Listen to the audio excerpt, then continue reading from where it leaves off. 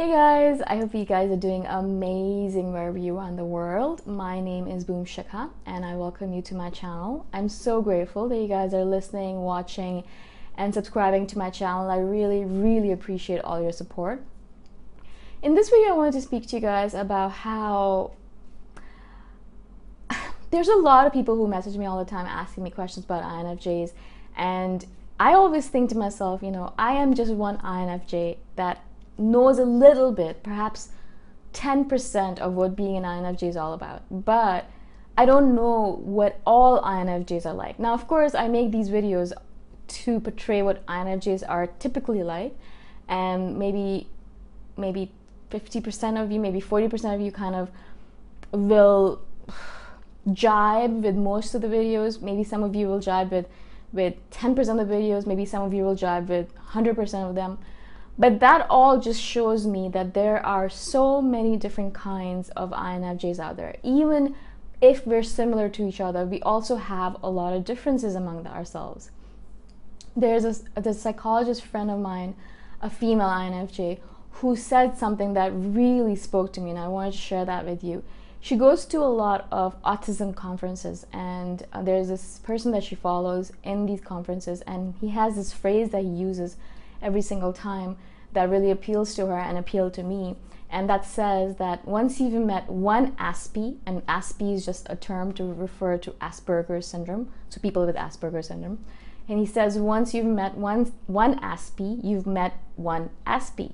It's not like if you meet one ASPE, which is one person with Asperger's, that you've met all of the people with Asperger's in the world, that you know every single Asperger's person, you know how all of them behave, right? It does not make any sense. That's not how it is.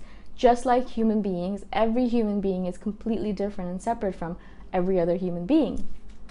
I'm not going to go into the spirituality of it, or the one being theory that I've spoken about previously, but I'm speaking about this physical world that we live in. Every human being has their own life experiences, their unique DNA, and they're different from every other human being.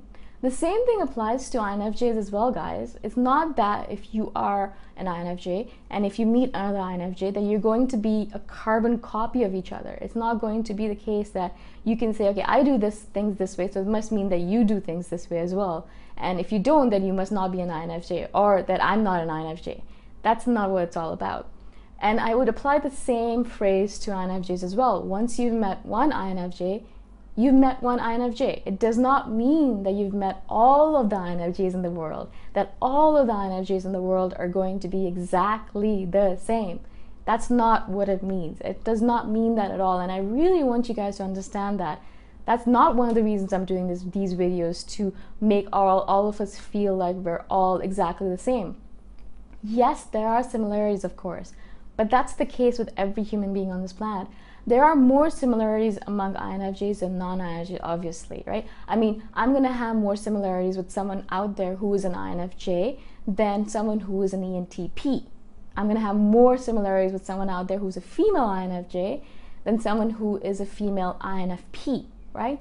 So there are similarities, and that's the reason these videos work, is because you guys listen to them and you say, oh my God, I'm like that. That's what I do, right?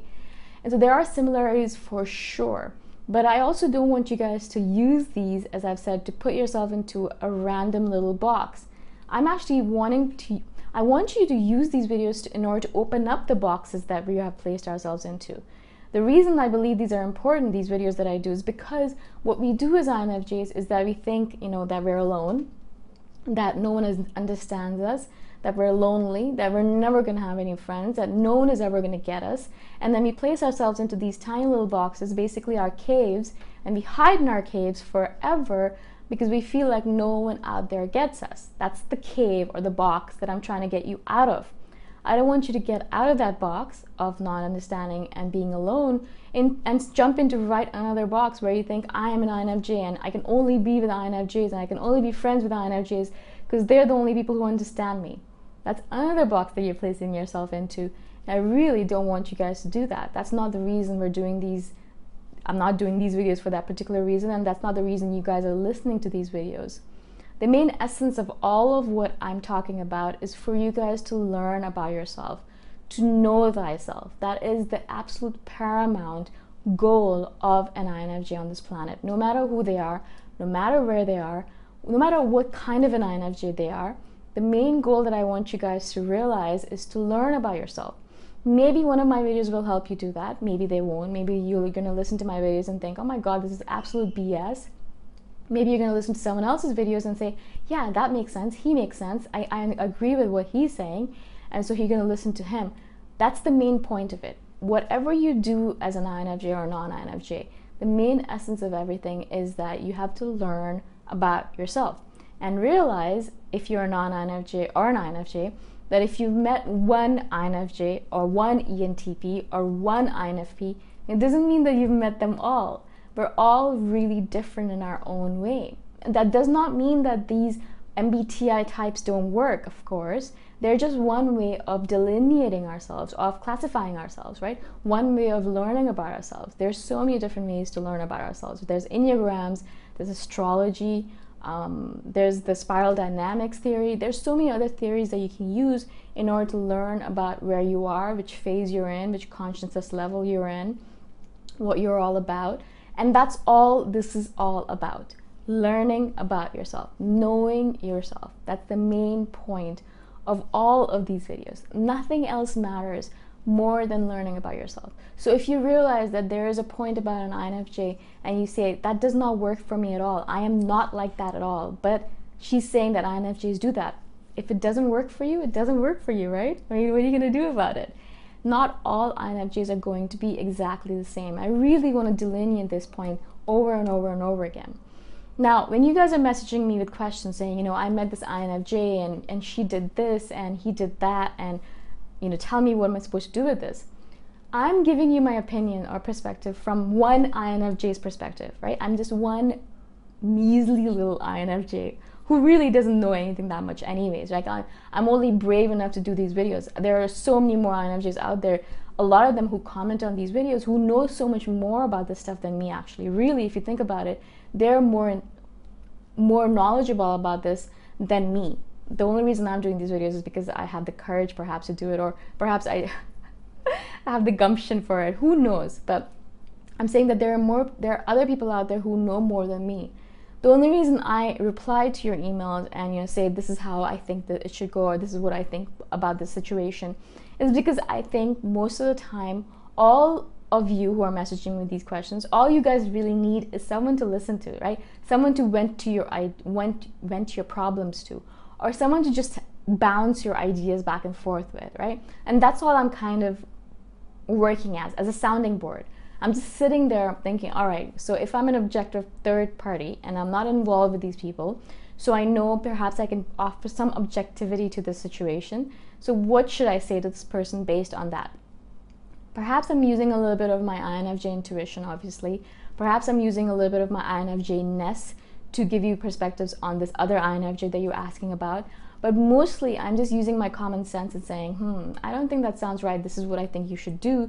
But again, this is just my perspective. It's not based on the fact that I know every single INFJ out there. It's not based on the fact that I think I know every single INFJ out there, or that I do know every single INFJ out there, or that I could possibly know every single INFJ out there. Does that make sense? Like, there is no way in hell. If someone actually says that they know every single INFJ out there, I would say that they're absolutely false. There will be different levels to INFJs as well. There are going to be some INFJs that are not spiritually awake at all, and are enamored into searching for fame and fortune and consumerism. And then there are going to be some that are really close to enlightenment and who are on that journey, on that path, right? There are going to be some INFJs that their intuition absolutely sucks and they have no idea what's going on. And there could be some others, their intuition's so spot on that they can be psychic, right?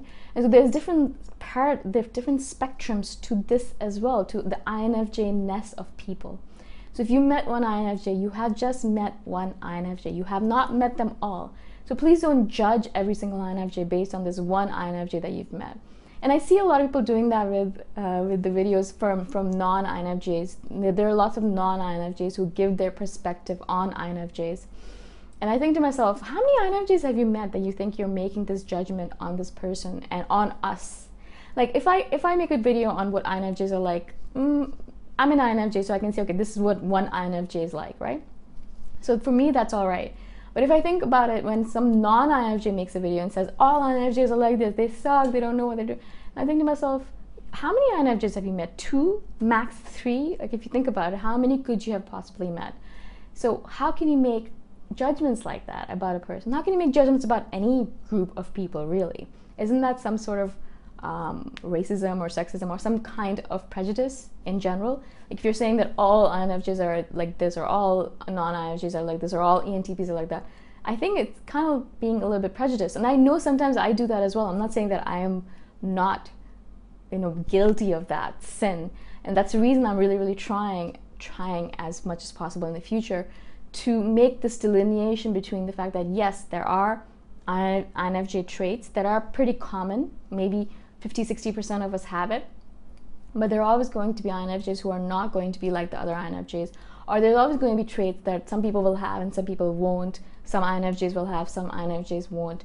And so if you met one INFJ, you've only met one INFJ, right? I hope this makes sense. I really wanted to share this phrase with you and this idea with you because I thought it was so brilliant, and I'm so glad that my friend shared it with me. If you have any questions about this video or any other videos at all, please message me anytime. All my contact information is in the description below, and I shall see you guys in the next video. Bye for now.